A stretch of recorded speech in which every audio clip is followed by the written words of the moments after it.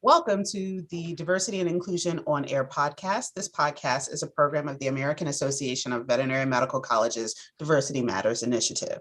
The podcast explores various issues related to diversity and inclusion in the veterinary profession and provides the AAVMC an opportunity to offer ongoing diversity programming to our member institutions as well as all veterinary professionals.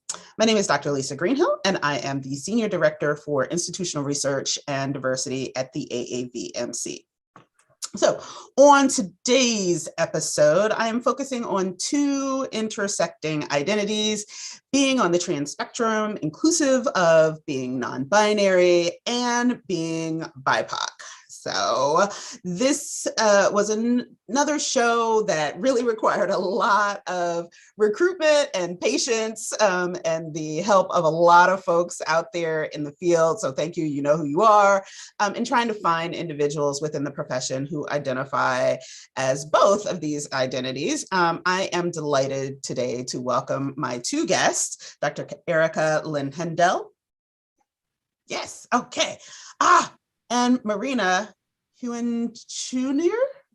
I probably Huenchunir. I go by Ari right now. Ari, thank you. Ari, all right, cool. Thank you so much. And I beg forgiveness on the name. Say that for me one more time, because I think it's really important for me to model. Ari. Right. Ari, and the last name? Huenchunir. Huenchunir. Awesome. It's Chilean.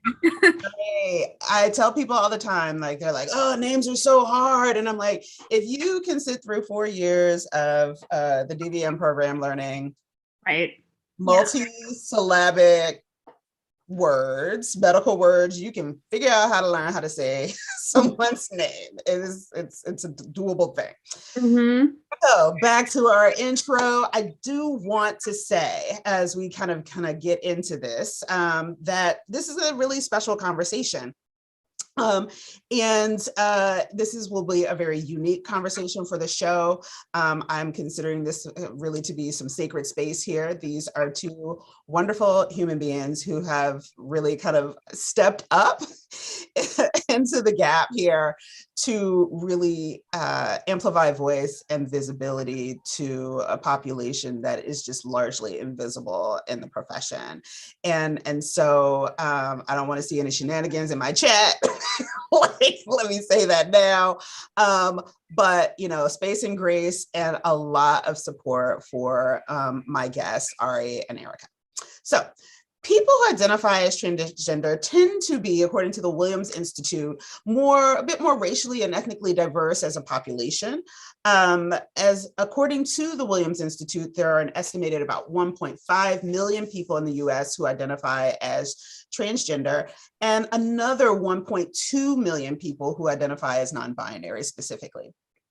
With respect to the latter community, 76% of those identifying as non-binary are between 18 and 29. Most live in urban areas, 2/3 struggle to make ends meet, and 94%, this is heartbreaking, 94% have considered suicide at some point in their lives. So I really wanted to do this show because these voices are largely invisible within the profession. The community is just so very, very small, and that's globally. I was recruiting all over the place. And much like the general public, these students comprise in total about less than 1% of DVM students in the US and abroad. It's unclear how many specifically are identifying as trans identifying versus non-binary identifying, but again, combined, still less than 1% who are currently studying veterinary medicine. Adding the layer of racial and ethnic identity serves to really focus on the experiences of individuals who are really having a unique lived experience, sadly dealing with multiple types of oppression and marginalization in life very broadly. But today we're going to talk also about life broadly, but also specific to veterinary medicine. So with that, I want to welcome my guests and give them each an opportunity to share a little bit about themselves. Ari, we're going to start with you. Okay. Hi, my name's Ari. I'm currently a third year at Cummings Tufts Veterinary School of Medicine. I guess I'll talk a little bit about my interests. I mainly went into the vet med field because I was very interested in shelter medicine, coming from Dominican Republic. That's kind of an environment that I have always wanted to like work in. But recently, like throughout school, I've also gained experience and interest in emergency and critical care, as well as veterinary forensics medicine. Oh, very cool. Yeah. Cool. Awesome. Awesome. We're looking forward to hearing more. Erika, welcome to the show. Yeah, thanks. Dr. Erika Lynn Hendell. I currently am a small animal relief veterinarian in Arizona. I have worn several hats in my life. I started out with an interest in wildlife and shifted during vet school to food animal medicine. I went to UPenn, was a combined degree student there, so I spent a lot of time both in the shelter world and also in biomedical sciences. So it's kind of like I've seen a lot of different places in veterinary medicine, and I love relief work so much because I get to interact with a bunch of different clinics. And so I think that's something that I found a home for myself, and I really enjoy it a lot. Yeah. Hey, awesome. All right, so let's get into it, shall we?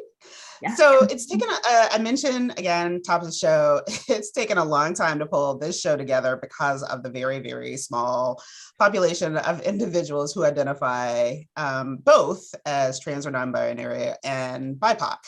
So has it been hard for either of you to find kind of community within the profession because there's so few folks that share these particular identity markers? Ooh, yeah. So Ari, are you okay if I go first for this one? Okay. All right. So I actually had the opportunity to speak at VMX with PrideVMC in talking about the Gender Identity Bill of Rights. Mm-hmm.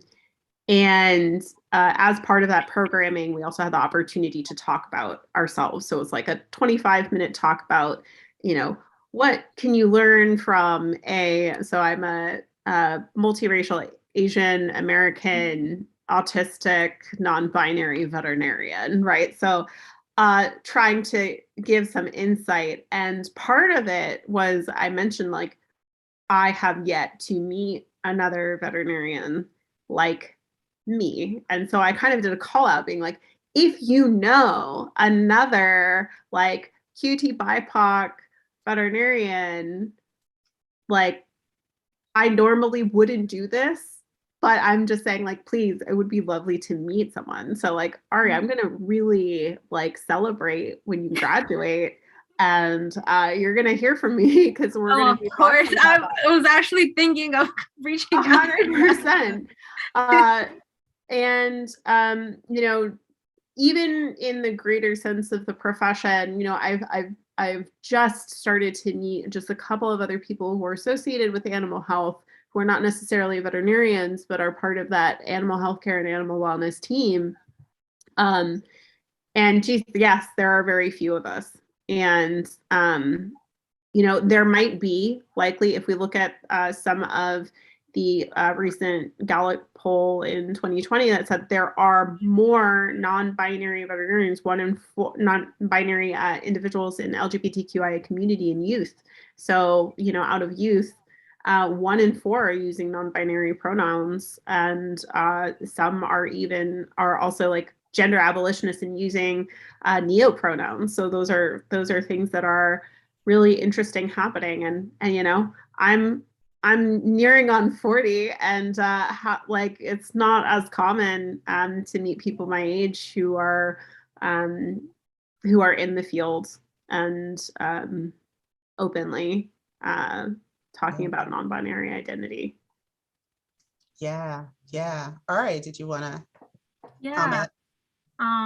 I guess for me, obviously it's been difficult, but I have actually found at least two amazing people that are in my class, who actually helped me realize my identity. So I hadn't come out as non-binary until last January. And just having those two people to look up to, because they're both very unapologetic of who they are and very kind and caring about anyone else. So it's great to have that, especially in my class, so close to me. So I was very fortunate for that. But besides them two, it has just been difficult trying to navigate vet school as well as trying to navigate my identity, because obviously I'm still learning more about myself.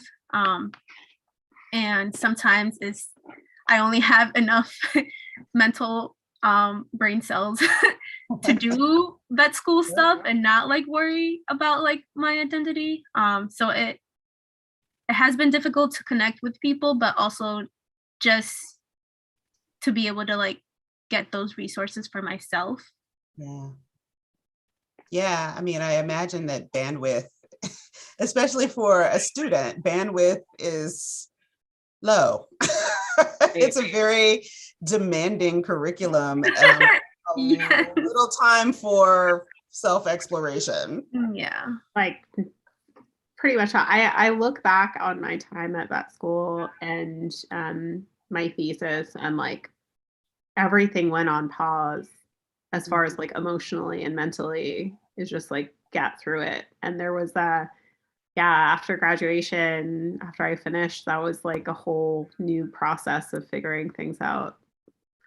So I really commend students today who are doing this balance of like mental health and well-being, activism, and all of these other amazing things that are happening at the same time, because I was not able to do much.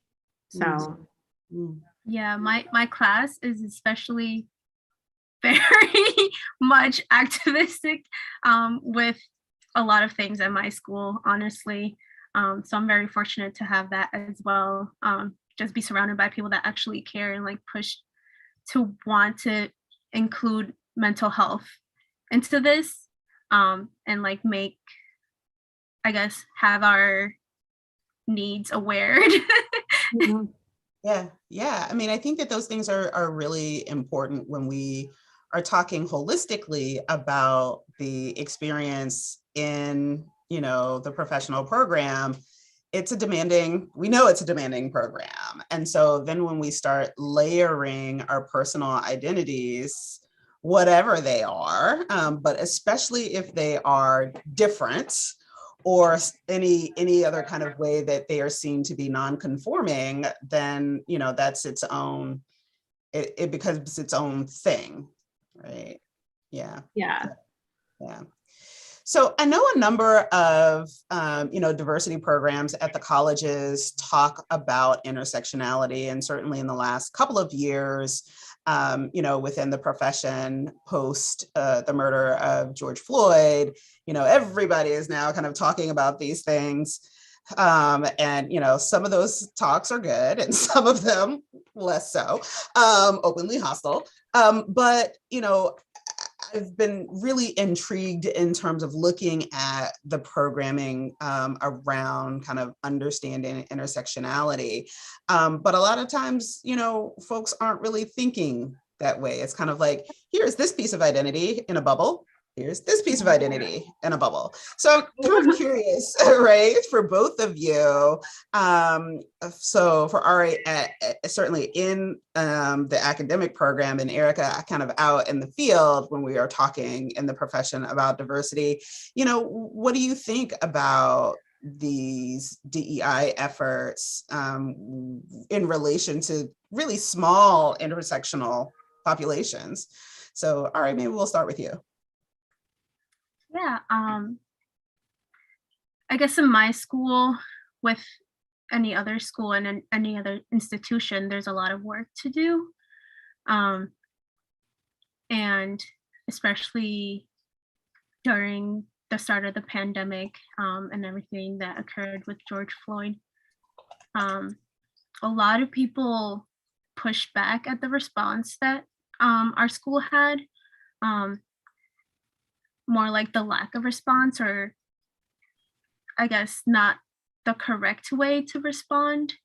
I think that's huge for students to be doing that, because I do think sometimes institutions don't realize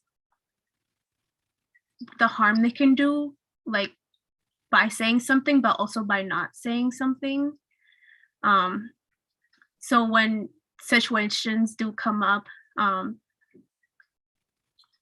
guess I've been very fortunate that the people in my school during this time are very active in trying to get that seen by administration and everyone at school.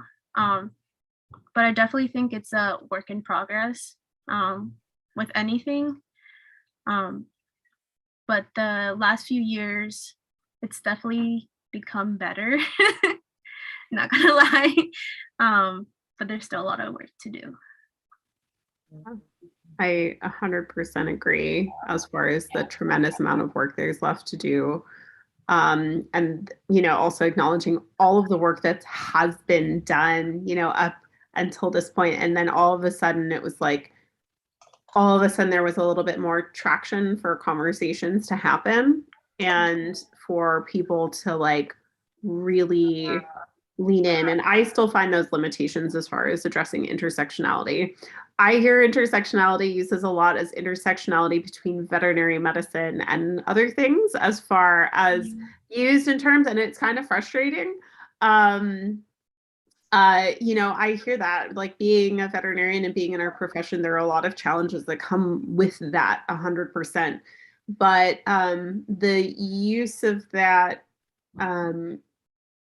sometimes is really difficult to interface with. There's a joke amongst me and some of the affinity organizations that I work with. So I'm on the board of NOMV, I'm on the board of MCVMA, I work with PrideVMC, and I run around and I go to all of those meetings. And some of that is because, and I also do a lot of neurodiversity work. So like in each of these places, there's siloed conversations happening, and just by existing as my body and my opinionated self and using my voice, I have a tendency to remind people about intersectionality in the room and saying, yes, we need to be focusing on, like, I'm being a person being like, yes, I understand that your objective is to focus on race and ethnicity, ... but ... and like we exist, like QT, BIPOC, neurodivergent, we exist. And I, in spaces of talking about queerness or talking about non-binary identity or talking about being autistic, I can't like cut off my arm, right? Like I can't only talk about one aspect of my identity. I am a whole person. And so when people are like, oh, we really need you to focus on race and ethnicity, and I'm like, yes, I will do that. But also I will talk about these other things because I'm an intersectional human being. And that's the only way I can talk about it. Such an important point, and certainly one that I think all folks with any kind of marginalized identity have to kind of remind folks on a regular basis. Like I like, there may be in certain spaces, certain parts of our identity that step forward, but the rest of them are there. Like, right. It's not like you're like, oh, I'm going to take this off and I'm going to put it in the closet, ironically, like, right? I'm gonna put it in the closet, ironically, and then go to this meeting. That doesn't happen. And, you know, for me, I'm cis, I'm straight, but I'm still a woman of color, right? And so there's still times it's like, well, are you saying that as a woman or are you saying that as a Black person? I'm like, I'm saying it as a Black woman because I don't know how to say it any other way. Like I can't, you know, it's not like Legos. Right. Like you can't parse it apart. And also I would say like on, you know, with so like oppression, although like, you know, there are internalized parts of my journey, right? But like oppression also very significantly comes from external spaces, right? So like when I'm experiencing, you know, I would say that there was a moment when the murders in Georgia happened where I actually had a moment where I was like, oh, like I have been experiencing racist misogyny, not just misogyny that has been projected on me because like, you know, like I don't believe in having to present with androgyny in order to make people comfortable with my non-binary identity. So like I switch in between based off of my mood on how I want to present. So most of the time people are projecting femme and like like viewing me as an Asian woman. And so, or a racially ambiguous woman because they don't know what I am. They just know I'm not white. So like that moment of experiencing that and the trauma of seeing what happened to that community in the aftermath, like that community in Georgia and the implications of it for Asian women everywhere. And like where I was like, why am I? And then I was like, had this moment of being like, oh, my entire life.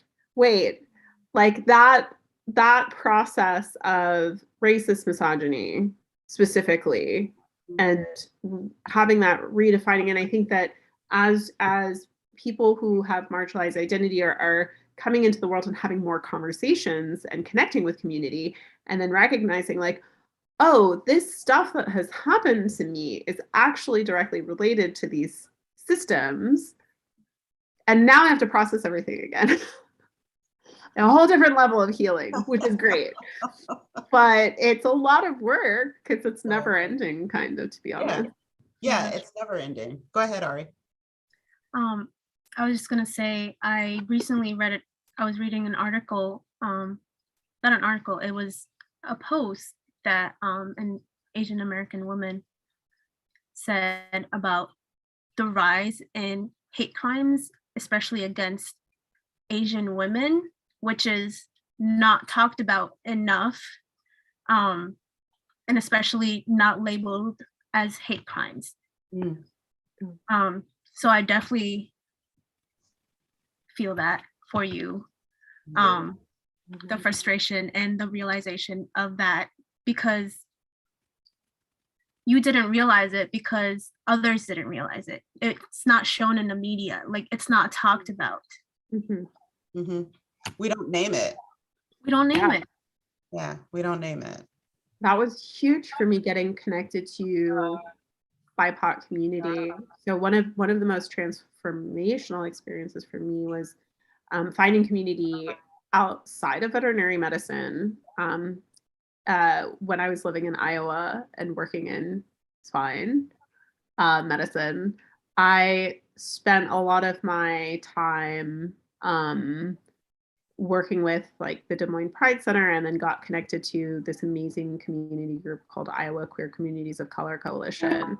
And full of QT BIPOC individuals. And like, you know, in the Midwest in Iowa, which is very, very dominant culture, energy. And like it was so important. It was so important for me having safe space to process a lot of the things that I was experiencing, because I feel like individuals in the Midwest who are BIPOC are experiencing a different kind of isolation, and also queer community experiences different kind of isolation. So that having that specific group that was founded because of the need for intersectional safe spaces for QT BIPOC people was absolutely transformative. And like those people in my life are still like part of what get me through a lot of stuff in conversations and having like validation space in dealing with like cis heterosexism of our culture layered on top of like paired with the racism. Yeah. Oh. Yeah. So, you've brought up a couple of really important things that I kind of think are really important with such a small community within other marginalized communities independently, right? Finding that community outside of veterinary medicine when this profession is kind of, I've been around for a long time as well, a little bit of a closed loop. Yeah. There are so many things I love about it, right? It's an amazing profession. Yeah. And there's also like some shifts that are slow to change, right? Like it's not, like, yeah, we're leading towards majority like women identified profession, but is that leadership? Like, no. Yeah. Right. And so I inhabited that in a lot of different areas. As far as like in biomedical science, it's the same kind of thing, right? In agriculture, it's the same kind of thing. And when we think about QT BIPOC leadership, that's even like, I'm sure if I spent long enough thinking about it, I could probably come up with some examples, but we already know that it's probably not going to be in veterinary medicine. Yeah. So, yeah. I have a question for you, Erika, that's not on our kind of pre-list here. All right. And that is, as you were kind of, studying and, pre-vet school on through vet school, is there a different practice area that you thought you might go into, but maybe didn't, in part because of concerns about, what life would be like? I was totally naive and I went straight for it. I went right on into swine medicine being like, yeah, I know that there's racism. Like, I know there's all of this like, it'll be fine. Like, I was like that gung-ho and that passionate about food security. And I made it for 4.5 years, right? And the majority, so I actually did not because I am pansexual. So like I didn't actually connect with a lot of my identity until I had graduated. So having that, like I had been previously like partnered and lived like a cis heterosexual life for plenty of time, but it was, so I look back once I was actually like, oh, now I understand myself. Like at 3, I told my parents, like, I'm not a girl, I'm a boy, my name is Eric. And for like 2 years, I went by Eric. And my parents were like, okay. And then I was like, at 6, I was like, nah, good, you can call me Erica. And they were like, okay. Right. They were very supportive. And also like I had expressed gender, like that's for me, gender fluidity, right? So it wasn't until I thought that I could be okay being in the closet and passing or whatever, like just, having work life separate and having my personal life be that. And it was not sustainable for me. I mean, there are people who can definitely do that and be very successful. For me, it was really hard navigating space where working with and working alongside people that I knew, like, that I would question whether or not I would lose my job if it would come out, right? Not more so in the context of being like non-binary, being gender fluid, like some of the components, like there are people who like are fine as far as if we're gay or lesbian on the binary, and we have like a conventional relationship structure with a marriage, like a monogamous marriage, like then that's fine, right? But if it's anything different than that, then that's not fine. Not fine. Or that was my impression, and reserve the right to be proven wrong. Let the data show, right? Right. I think that one of the big takeaways here is that certain areas of practice may be losing talent because of these challenges, that folks are not feeling safe to be authentic. Folks are not able to bring their whole selves, leaving half of yourself, or, well, it's not even like a half, like it is like just, right? Yeah. You're leaving chunks, but even that is hard to kind of quantify. But also recognizing that a lot of states and local jurisdictions still don't offer protections, legal protections for trans non-binary folks, is also really concerning, right? Because yes, we have kind of gotten to this place where certainly, where the country is certainly much more farther along on, LG, maybe the B, but the rest of those letters, not so sure about, right? Not just, we don't understand it, we're not there, we're not, quite there. And so, yeah, I mean, I think that really speaks to, again, loss of talent, but also some great opportunities for folks to do some things differently.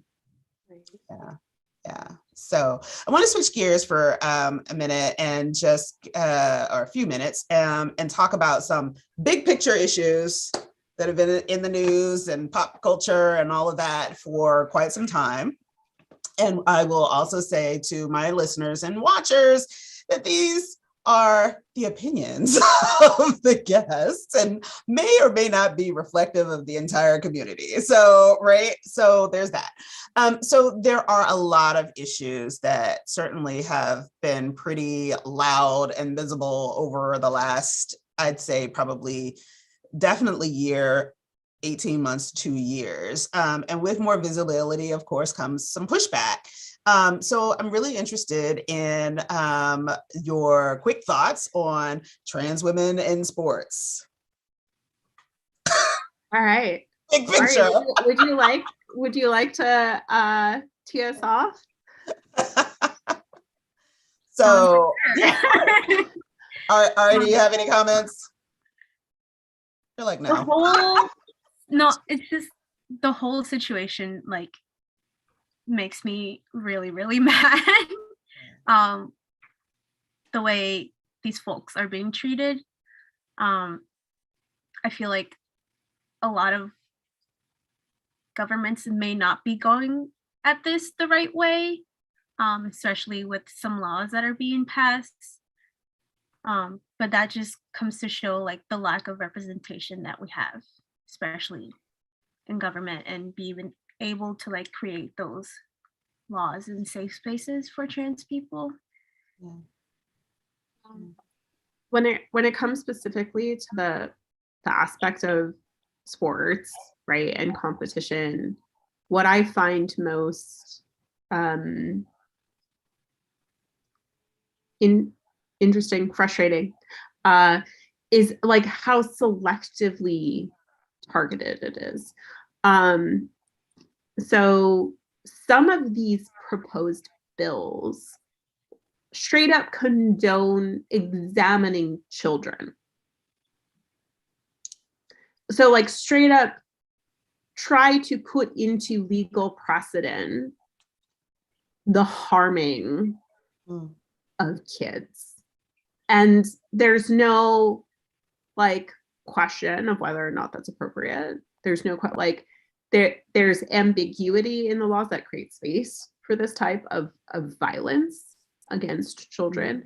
There are consequences as far as because of the targeting of young trans girls that trans kids are experiencing violence and bullying in schools.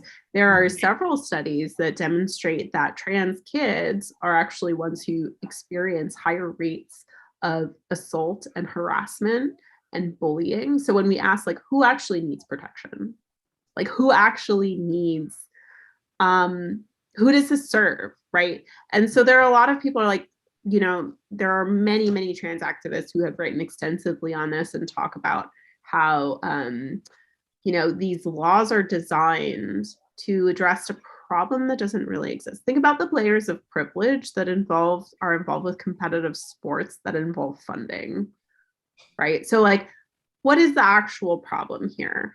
Then when they talk about like, oh, we need to protect girls, right? Let me tell you, like, there, like, does it actually? No. Like when we think about levels of harm that women in competitive sports experience, you know, even like what the Summer Olympics where they were trying to fine like a volleyball team for having shorts instead of like bikini bottoms.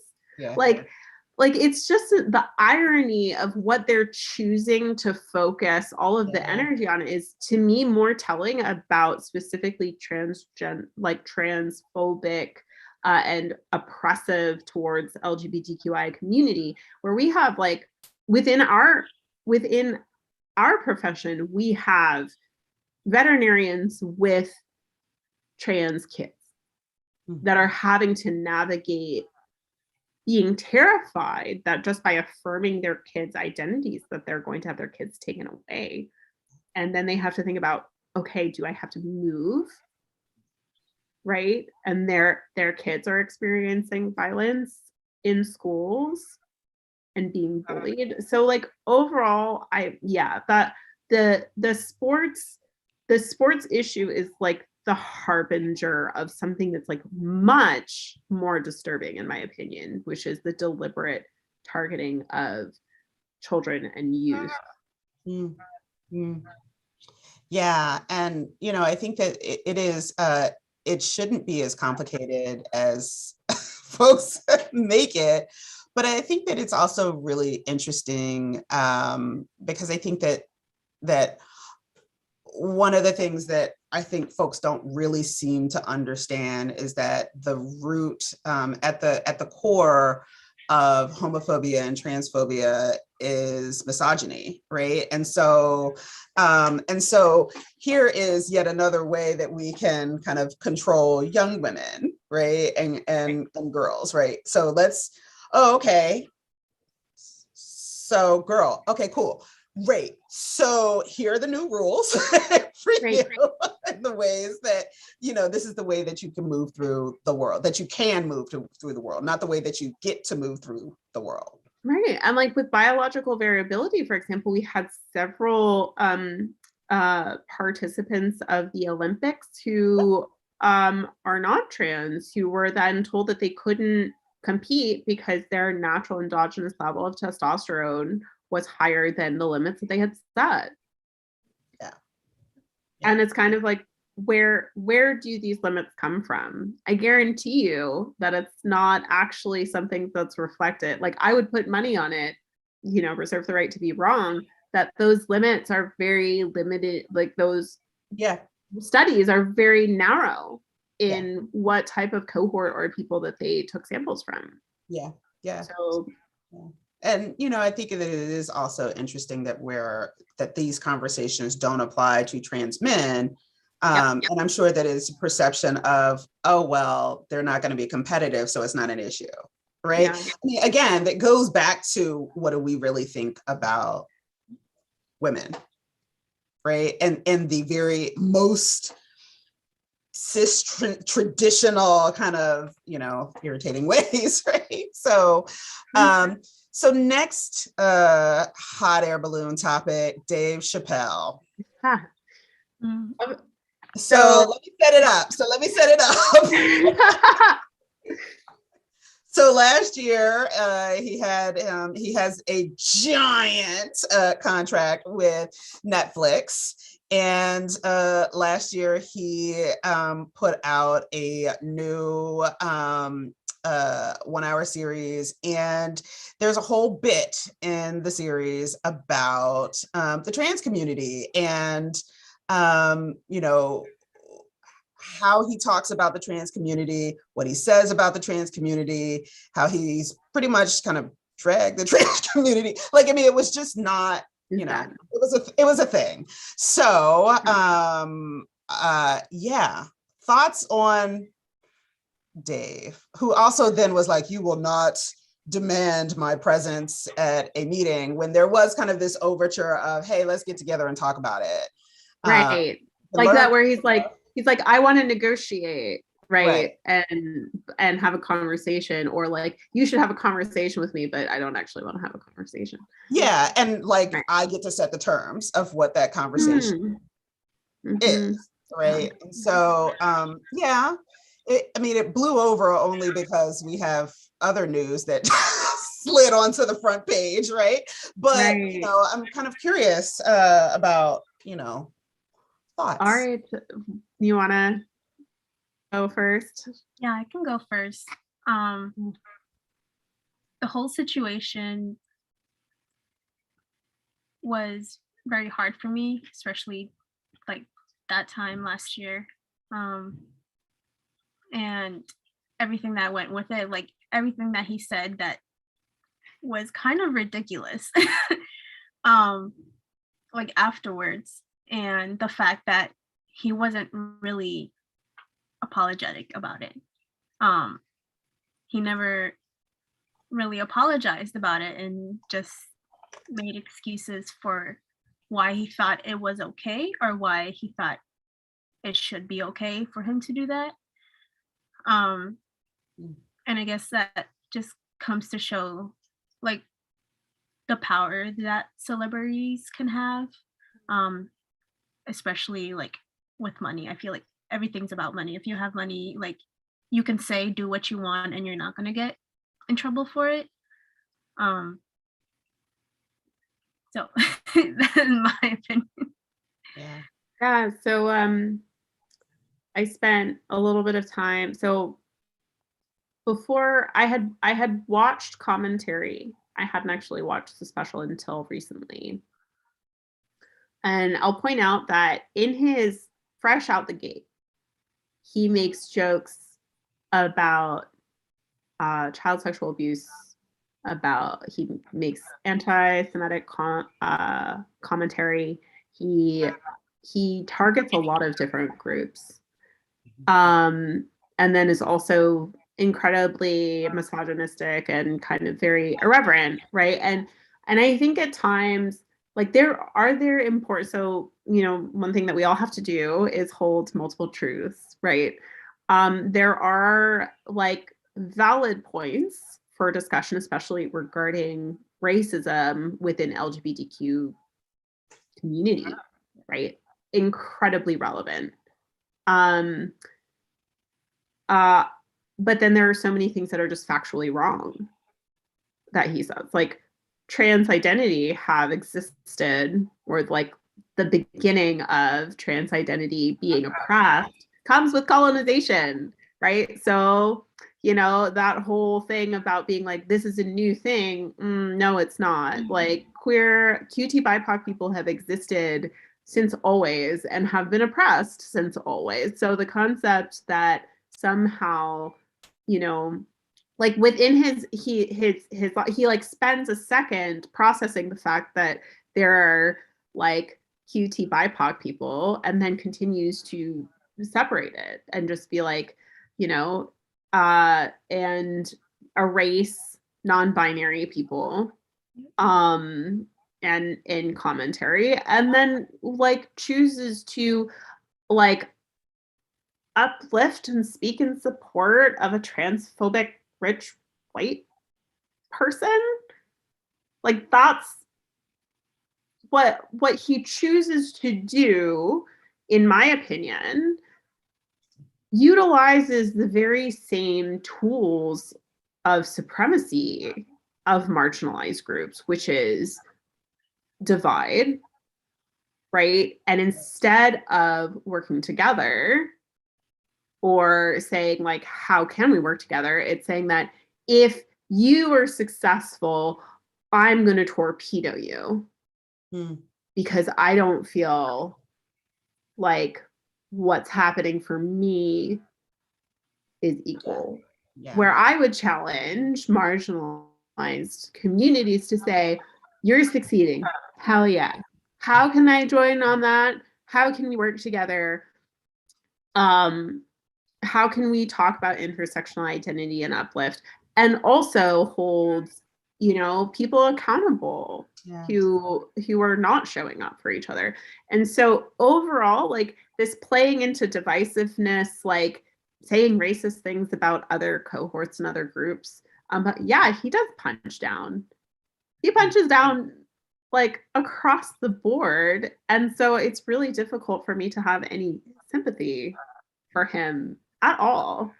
When he chooses to use the same language of, I need you to center me and center me in this process of growth and be nice to me no matter what I do or say, because I'm going to mess up. And you're like, really?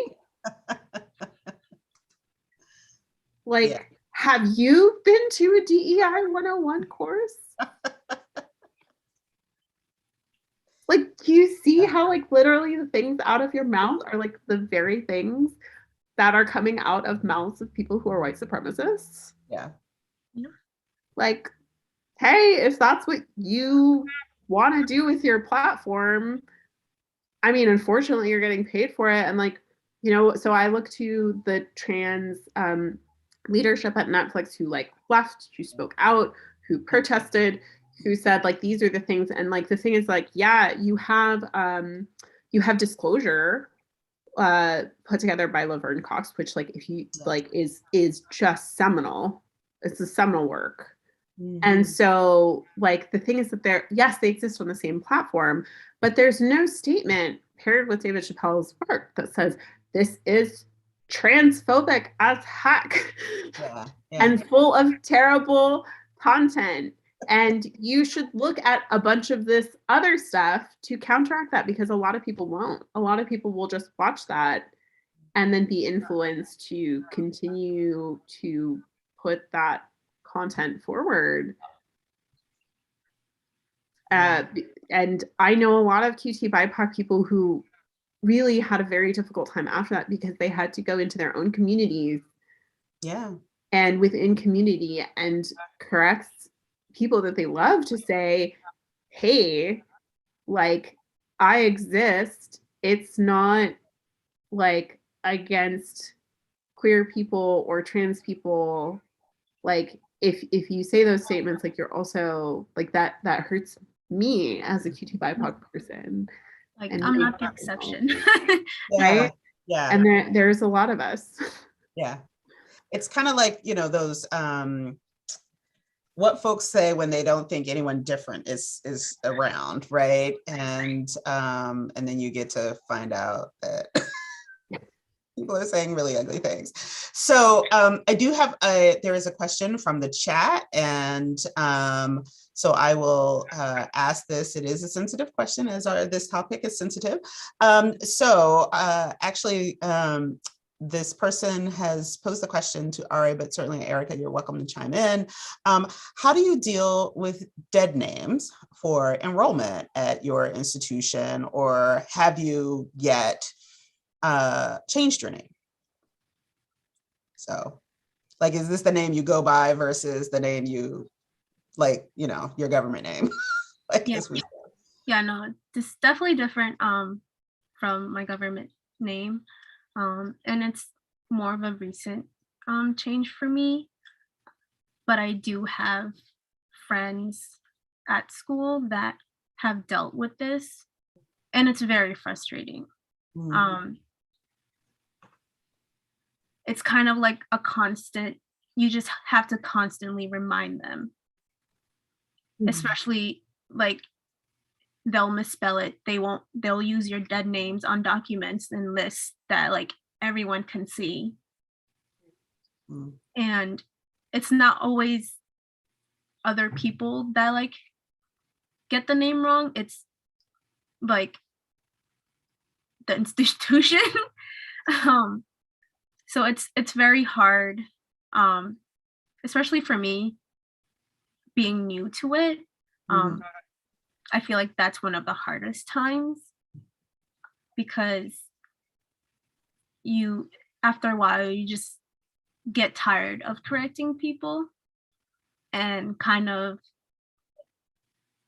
decide whether it's better for you to just let it go for that situation and just like have your own peace, or like keep fighting for that. I know it's even more difficult when you haven't changed your legal name, because that has to go on a lot of documents, and that's what's going to be on my degree. But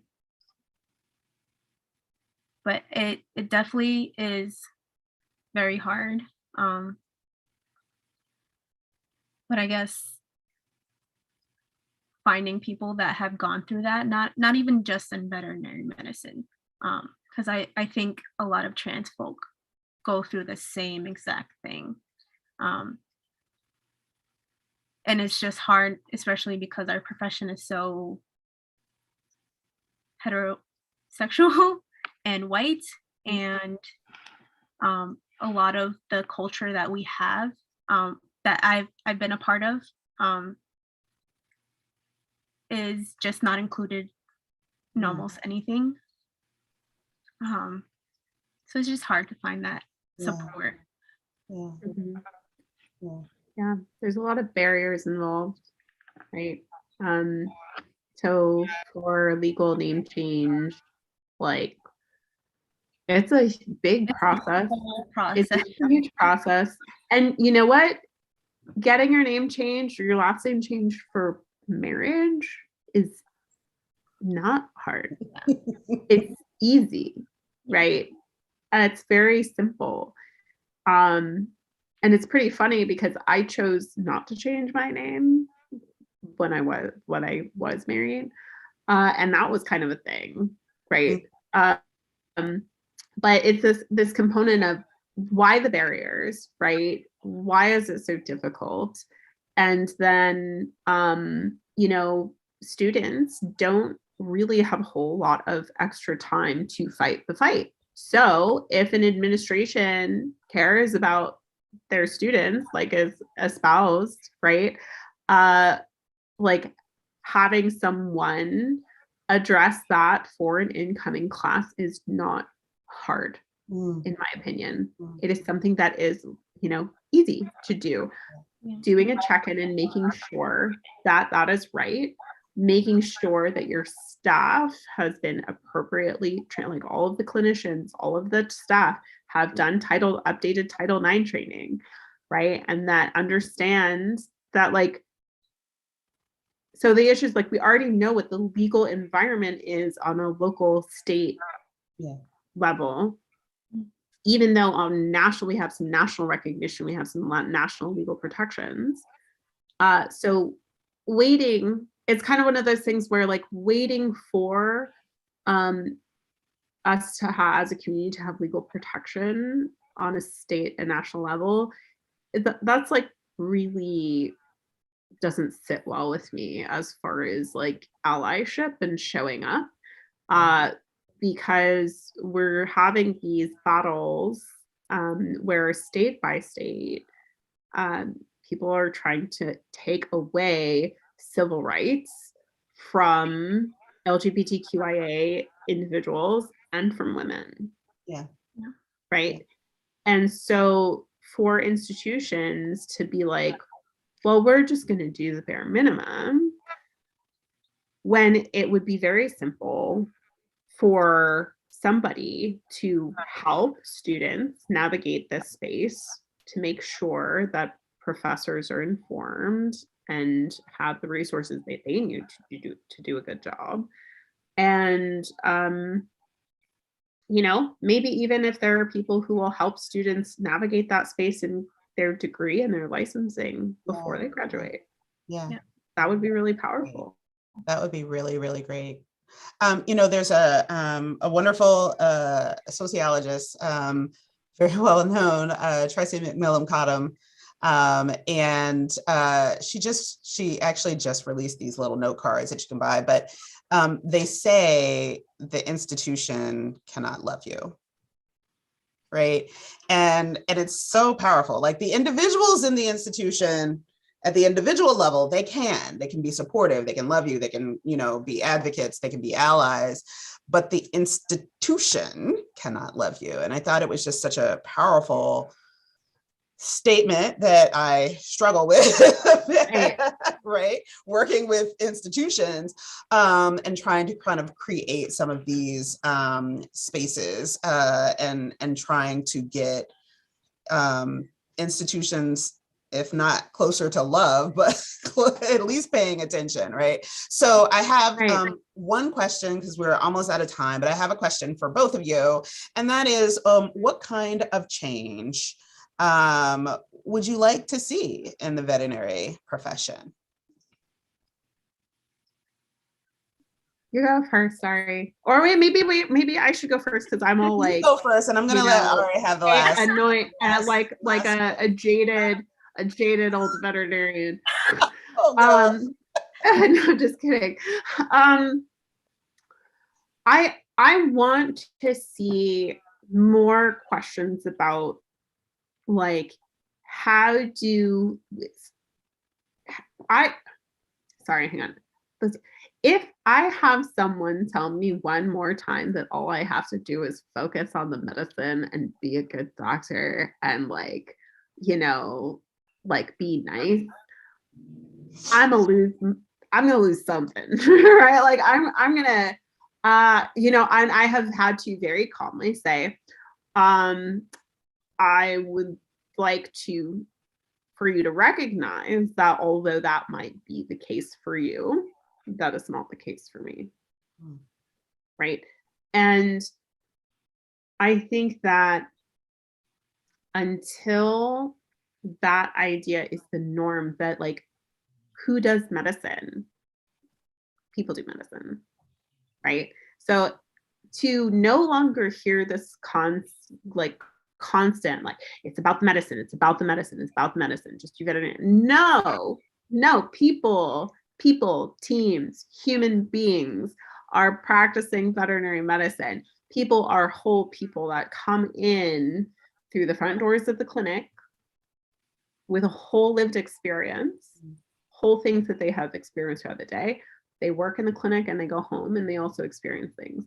We are whole people. And that is the biggest thing that I want to get through to people, because I want to stop having to have this conversation about equity in the workplace being more than DEI training, and that it's about accessibility, that it's about changing language and challenging ourselves, and also so we can better serve our clients and our communities.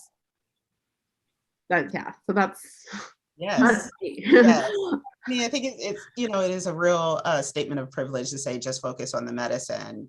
If you're a part of the dominant culture, that's all you got to worry about, right? And so whatever that dominant culture is and what shape it takes, right? And so so Ari, last word from you, my dear.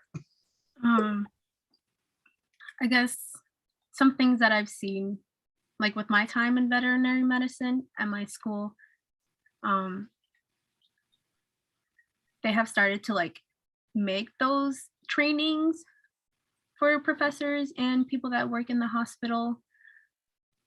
But there's been some lashback on that, like everything else. But I feel like that's the bare minimum that we can start doing. But besides that, I feel like we should have at least one person within the institution that can fight for people, BIPOC and everything. Because it gets tiring when you're the student trying to like fight for what you need when you shouldn't have to ask for that. Fight to be treated the same way as everyone else. So I guess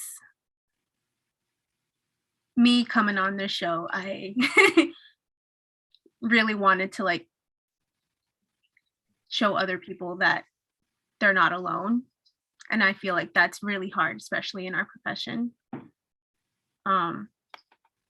Yeah. Overall, I think it's going to be very slow for things to change, especially in this profession. But I think having people that can continue to fight for that, especially for those that don't have the energy to speak up for themselves, because majority of the time we don't have the energy. Yeah. And you bring up the thing about just practicing medicine, and for us, we can't just do that. Like, you're right, it's about privilege. Like, maybe other people don't have to think about providing for their families or worry about like people misgendering them or being targeted, not feeling safe. Like they don't have to think about any of that. So how can they say that we should just focus on the medicine? We have so many other things that we have to worry about as well. Yeah. But we can also practice the medicine. Yeah, exactly. Exactly. Right. Wow. Yes. Imagine if you didn't have to worry about those things and you just got to practice medicine. Oh, there are places that are like with accessibility and safe spaces. And let me tell you, I love working for those clinics. They definitely exist. They exist. All right. And that is a very positive thing. And I think it's a place for us to wrap this show. To my guests, Ari and Erika, thank you for joining me for this conversation. Thank you for willing to be brave and visible, and for trusting me to create that space. I'm really honored, and it means a lot. So thank you to both of you.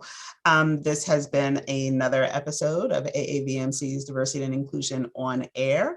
Be sure to subscribe to the podcast on your favorite podcast app, and be sure to like and follow our Facebook page, which is AAVMC's Diversity and Inclusion on Air podcast. We will be back soon with a new show. Thanks for watching. Thanks for listening.